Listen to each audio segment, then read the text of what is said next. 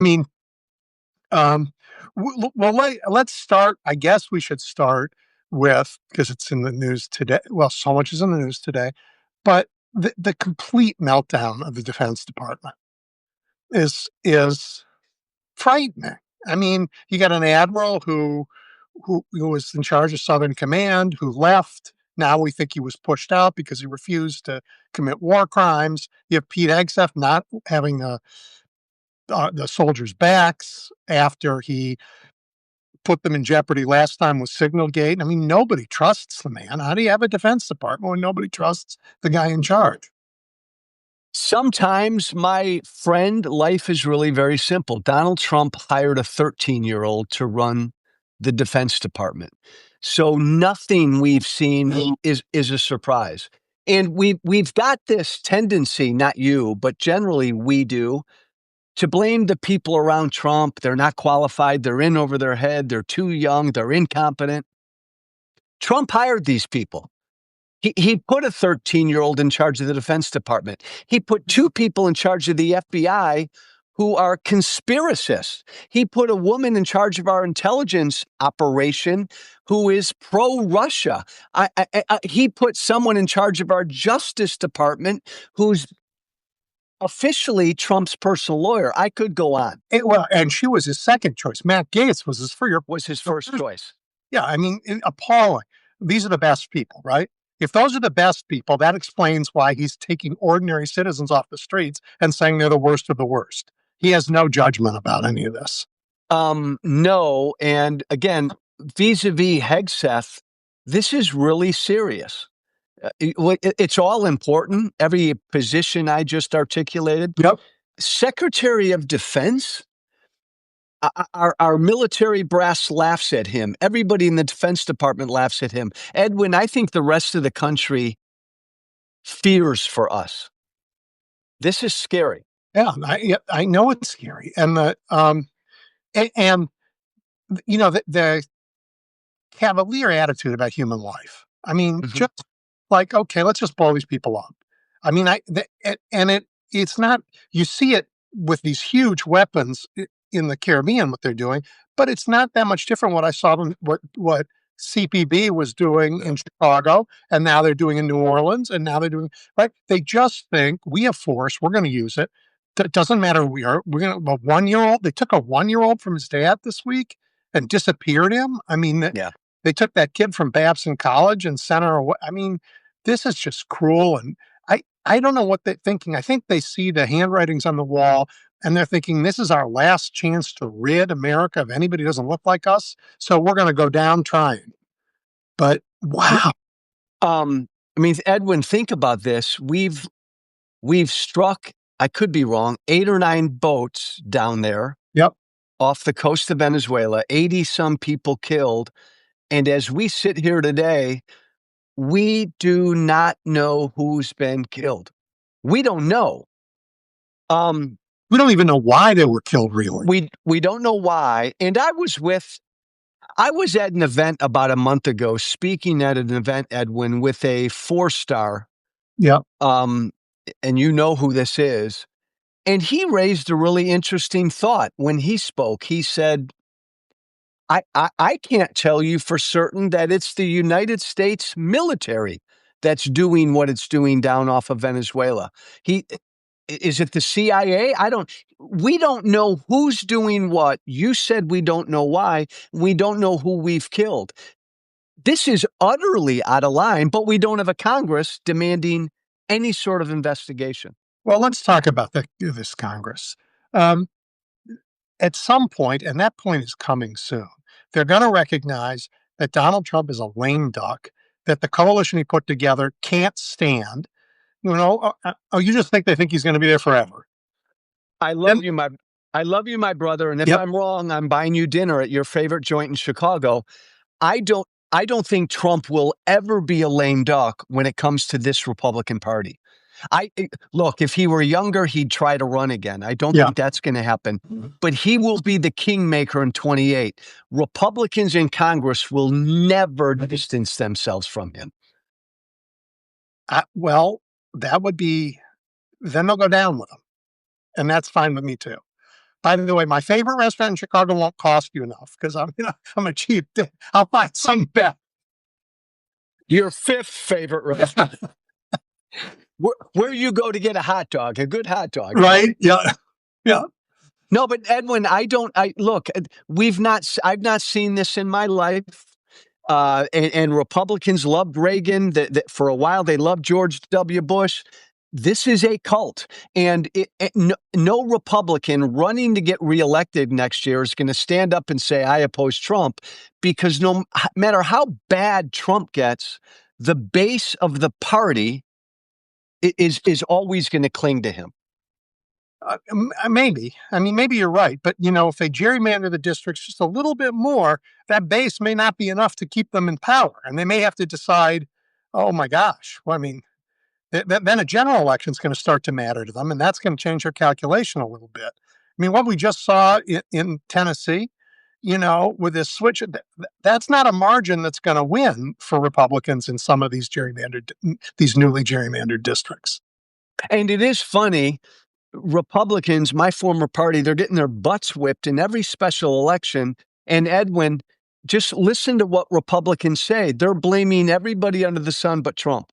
It's everybody else's fault but Trump. The reason Republicans are getting smoked right now is because of Trump, because of what his mass thugs are doing, because of his tariffs, because of his cruelty, and on and on and on. But he's doing a terrible job, Joe. I mean, the job of president, nobody's life is better because of this man's in the White House. Nobody. And he hasn't fixed a road. He hasn't done anything about inflation. The jobs are terrible. They won't even give you the jobs report. We got to get it from ADP, right? Because the government won't even tell you. And Kennedy's killing people left and right. I mean, this is a terrible, dangerous administration filled with nobody. You can tell your children, I admire that guy. There's not one person. I mean, Lutnick. I mean, all these crooks. Crooks at a scale we've never seen.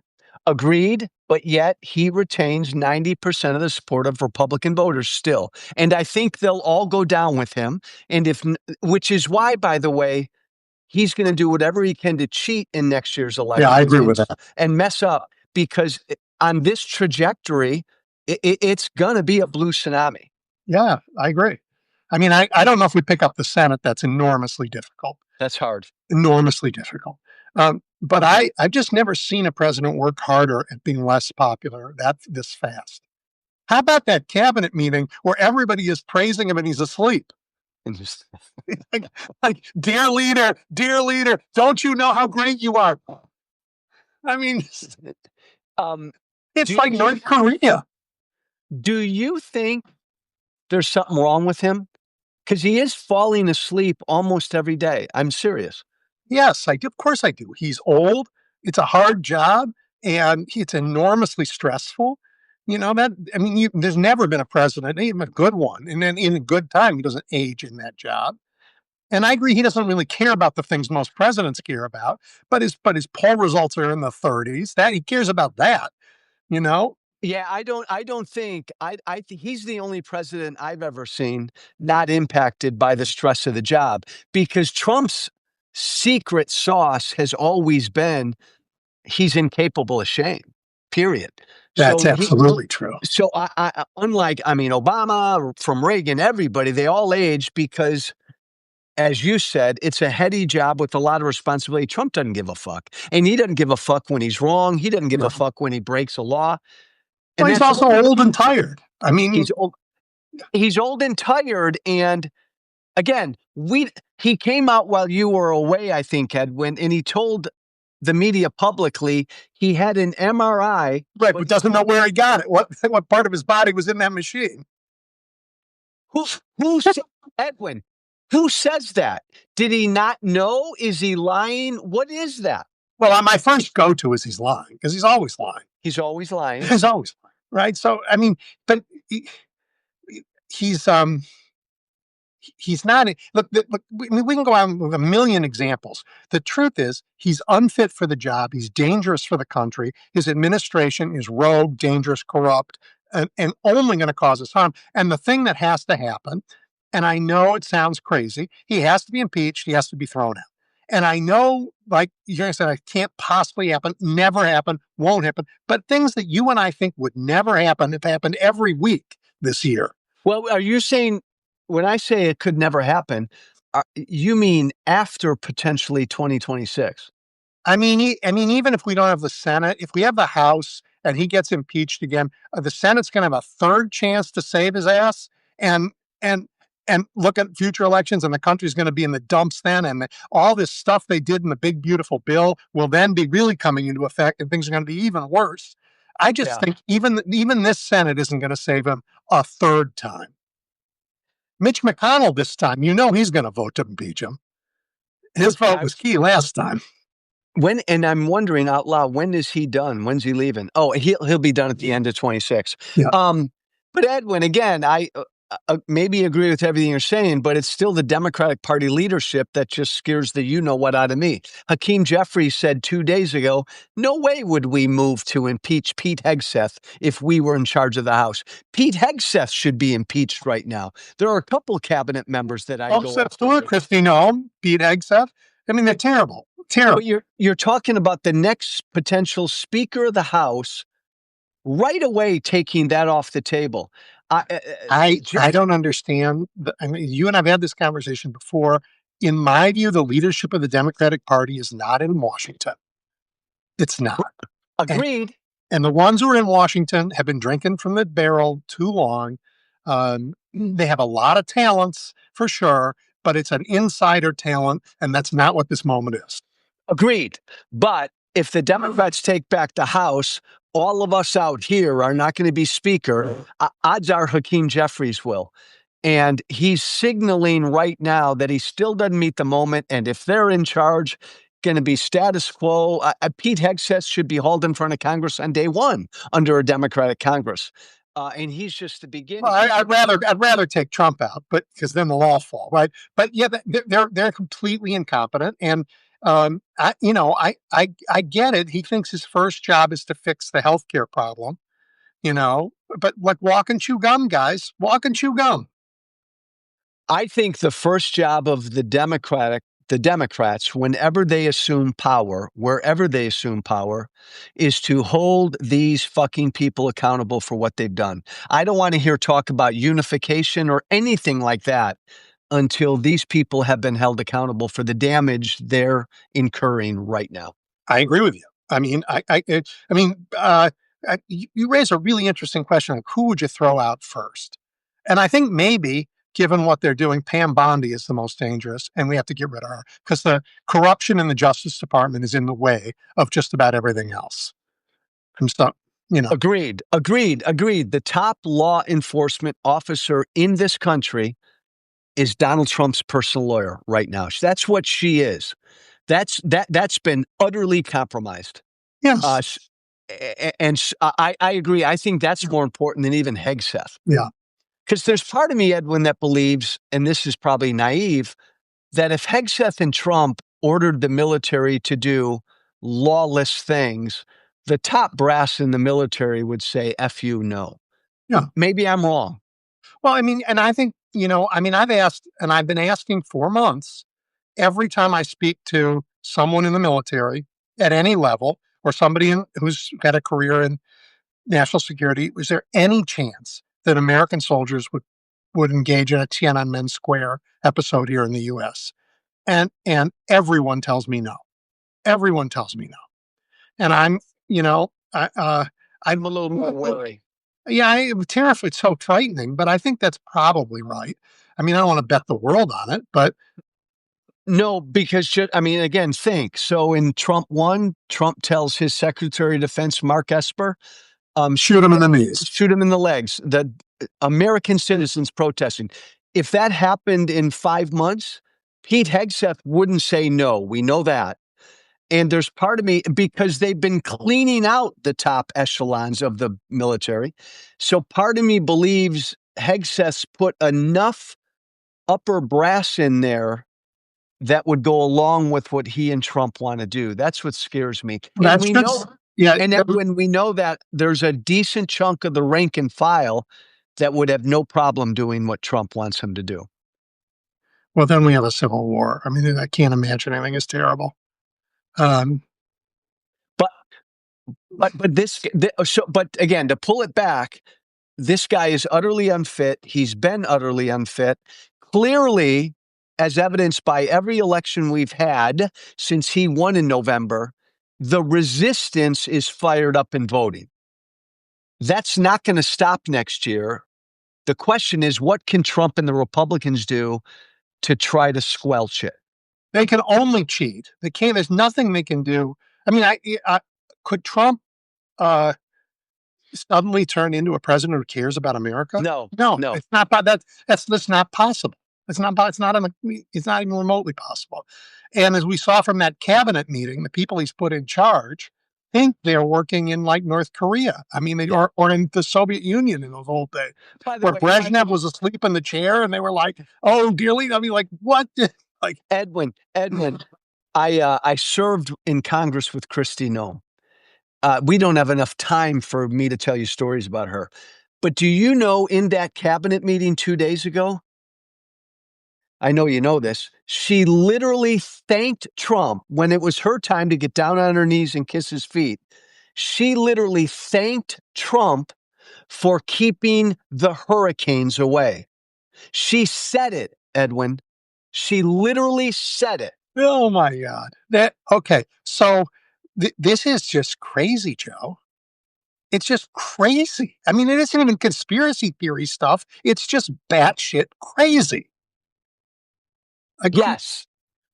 And so what the danger is, as his numbers keep tanking and as Americans keep recoiling against what he's doing on our streets, I think their language, as evidenced by what Trump said the last 2 days, is going to get uglier and uglier and more racist and more fearful and bigoted. let me go to a terrible place Yeah. for a minute.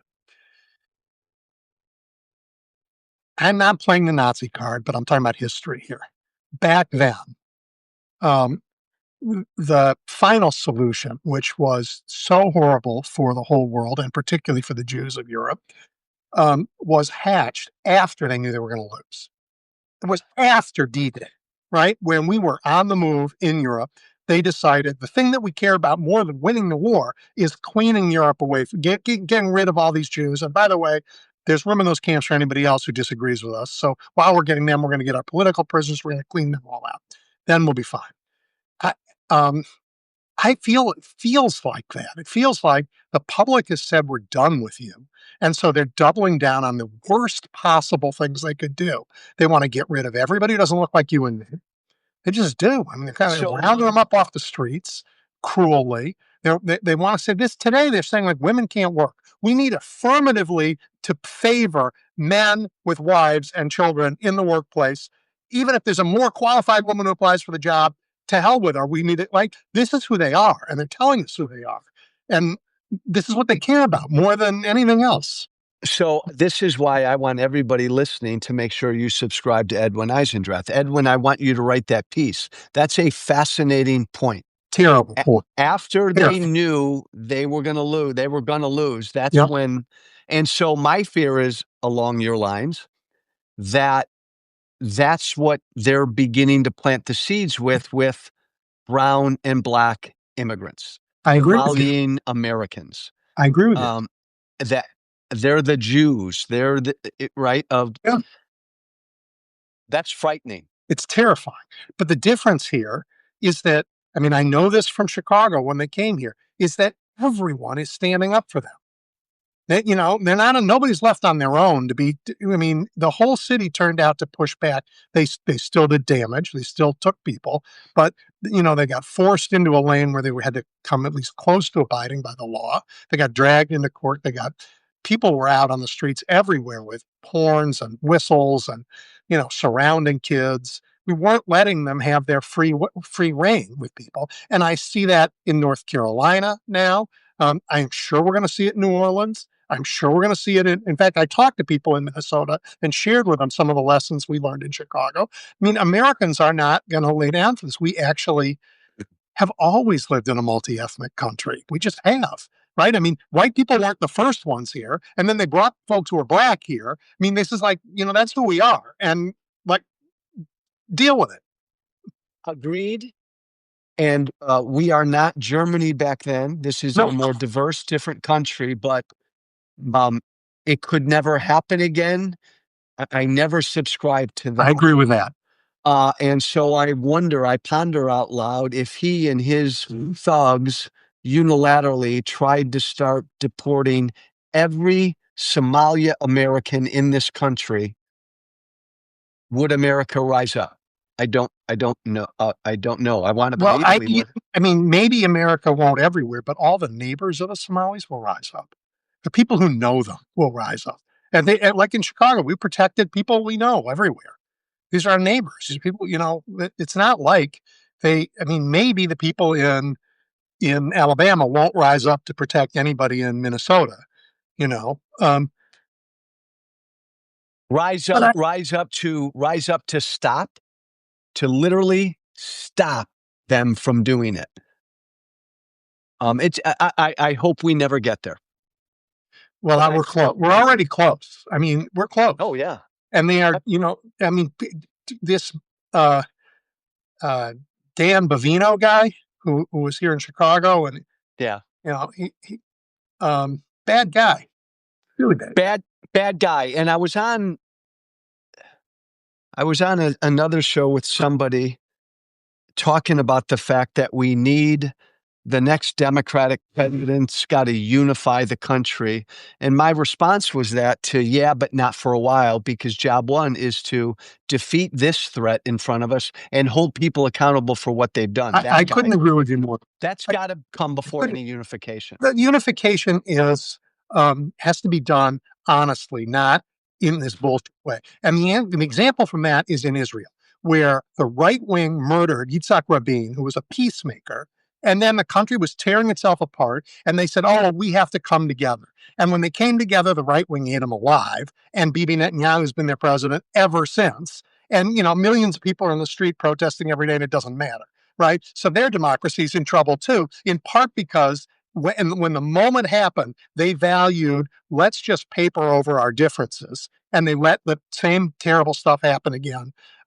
We can't do that. And anybody who says, we just need to end this discussion and invite everybody back in. I mean, I want to say, you know what? We're going to take seriously. You guys all violated the 14th Amendment. You swore an oath. You participated in insurrection. You're gone. I'd like Congress to take that action and throw all of your former colleagues out so that we can actually move the country forward. Lincoln knew he did it. The Confederacy needed to be defeated first. Yes. Before any unification of this great union. And that's kind of where we are. I agree with you. I mean, that's why you know this. We've talked about it. I think that we have to take their symbols. I want Mar-a-Lago to be the Museum of American Fascism, right? We need to just take what their symbols of their power and turn them into symbols of. Yeah, and that's not their power. That was their cruelty. That was that was a corruption. That fucking ballroom he's going to build has to be torn down. Period. I mean it. Right? Sure. Must be. Absolutely. Although I would leave it up for a little while as a prison for all of them. Put them in there, sell tickets. People can wave at them in the window, retire the national debt. I mean, the American people. Talk about a corrupt family. Do I recall, did anybody actually say the Biden crime family about 100 million times? Yeah. This guy is we're worried about the Defense Department. The Trump family is just taking contract after contract from the Defense Department. Yeah. What was that? John Jr., a company John Jr.'s with, got a $600 million loan from the Defense Department. Right. For what? Well, who knows? Right. And that's his second big contract with them. Yeah. 600 million. Right. So yes, all bad, all corrupt, all lawless, and they're getting uglier and more racist and bigoted as we speak. And grabbing more money for themselves while they can. Every election is a binary choice. And as bad as my former party is and is going to get, we Democrats still need to present a choice. We need good candidates for sure. But we've had okay candidates. I mean, they're not all candidates that I would my first choice, but it's a big tent party. I mean, the candidates have to be relevant to where they're running, right? Because they're local. Yes. It's a Big Tent party, Edwin. You're right. But I'm telling you right, you and I would be sitting here together celebrating a victory in Tennessee 7 if the Democrats had nominated a more moderate for that red district candidate. They nominated someone to the left of AOC down there, and she came within 8 or 9 points. Yeah, yeah, yeah. Primaries are tough on both sides. They are tough. They're tough, but I think we're going to end up with good candidates, and uh, I think we've learned. I mean, I know this, and you know this. I mean, when I was an alderman back in the Stone Ages, I knew how many streetlights there were in the ward. Yeah. I knew how many miles of curbs there were. I would go in and say, we changed 1,700 light bulbs this year. And then, when you start talking about that kind of level of how you're taking care of things, then people will let you do other things. But you got to take care of the business first. Yes, agreed. And you made a cogent point. My new party has to learn this is a politically diverse country. Red districts, blue districts, red states, blue states, run candidates everywhere who can win there. Yeah. Well, and those candidates have to listen there. And that means, I would jettison the pollsters, for God's sake. Yeah. Jettison some of the money guys who test every ad. Listen to your constituents. Just learn from them and then work for them. And you'll do much better. Much, much better. It's good to have you back. I'm happy to be back. And, when I was away, I was back. I was in Europe, and what did I encounter on day 2? A big anti-U.S. pro-Ukraine rally, because while I was in Europe, Trump was selling out Ukraine again. Yeah. By the way, that also is going to be something that's going to be up in the Senate race, because he could lose Ukraine by then. He could really lose Ukraine. And that, I don't think America would easily forgive him for doing that for Putin. Putin doesn't want peace. Putin wants Ukraine. And Trump will give it to him if he has to. And I think he's trying to. He's trying to. He's trying to. Yeah. Yeah, I agree. But pedal to the metal, because those masked federal agents that you and your fellow Chicagoans did such a great job going after for weeks, they're still racking up damage everywhere in this country. Well, they're still racking up damage here. I mean, they are. And I mean, it is just because we are, winning more than we're losing with these guys on our streets. They're still causing terrible damage, and they're really causing harm. They're separating parents and kids. They are taking people who are American citizens and locking them up for days, shooting priests. I mean, and the imagery out of North Carolina, ripping these women out of a car as an American citizen. And that big, bad, beautiful bill put money in there to make ICE the by far the largest domestic police military force in this country. They are hiring people, unqualified people, left and right. Yes, and not training them and not doing just handing them a weapon, saying, go out there.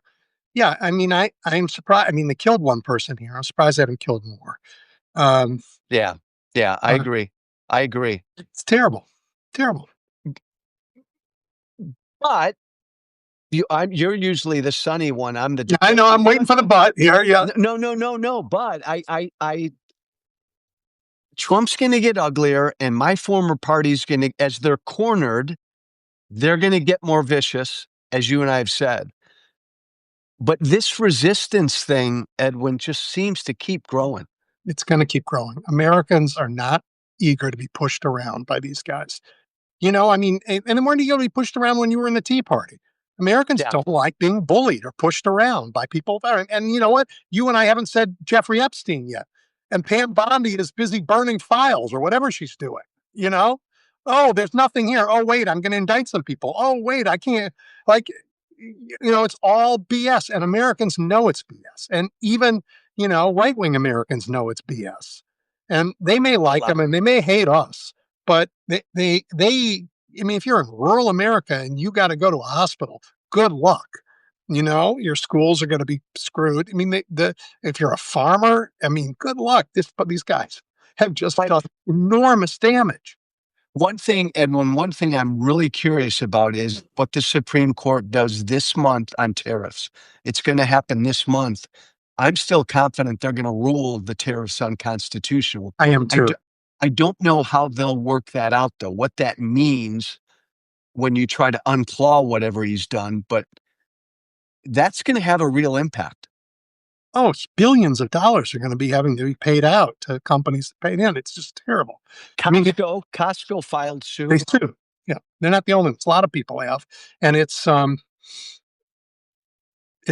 mean, when you're that incompetent and you're trying to run something complicated, I don't know, the United States, you you can really fuck things up, and these guys really Yeah, have. They yeah, really, and I think we may see something different than usual. A lot of times, there's been this. It was named after a mayor's race in New York years ago when they had their first black mayor. This notion of you're not telling the pollsters that you're going to vote against them, right? yeah. I think this time there are a bunch of red state folks who really don't want to say they're not going to vote for Trump. They just don't want to say it. But these farmers are not going to vote for him after what he's done. They're going to go and it's going to go the other way. They're going to say, "Oh yeah, he's my guy," and then they're going to fuck you. Edwin, I thought that, and in my crazy primary challenge against Trump in 2019, 2020, I talked to hundreds of farmers who all told me they were pissed at him. They all ended up voting for him. His tariffs hurt them in the first term. I want to believe you, but boy. Yeah, I know. But they right, you heard him in the first term, and then they did a bill to sort of bail him out. But then he went back and did it again. I mean, they're not stupid. They're like, okay, he made a mistake. He tried to recover it, but then he did it again. They're going to okay, fool me once. You're not going to do it again. And our cattle ranchers are pissed at him. I mean, you don't want to get them angry. A lot of these people, Edwin, may not vote next year, which isn't just fine. That's just fine. Right? Yeah. That's the kind of voter suppression I'm all for. I agree. Everybody listening to us, thank you. And make sure you subscribe to both of us. Yes. And Joe is the busiest guy on the internet. So sign up for Joe and you can take your pick of lots of good content. Really. No, both of us. I got to get a life. You've got a life. I got to get a life. We're two old white guys fighting for this country that we adore. Yep. All true. All right, Joe. Take care. Thank you, my friend. Thanks, Edwin. Thanks, everybody. Bye.